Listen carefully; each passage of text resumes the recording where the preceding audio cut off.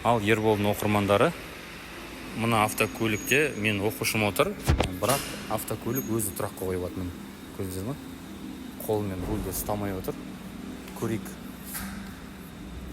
Дамып кеткен заман ғой, дамып кеткен заман. Көрдіңіздер ме?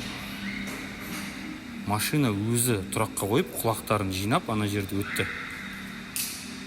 Лисян автокөлігі. Бұл кісіге инструктор да керек емес, парковка үйренетінші. Өйткені машина өзі парковка қояды, прикиньте. Күшті ма? Вообще мен өзім бұндай машиналарды көрген кезде риза болып қалам. Технология деген кәдімгі дамып бара жатқан заман. Не дейміз басқа? Осындай автокөлік алар ма едіңіздер? Комментарийға жазып кетсеңіздер болады. Баршаңызға жұғысты болсын. Күндеріңіз жақсы өтсін. Сіздермен мен Ербол.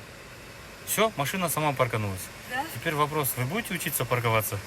Да? Только не тут.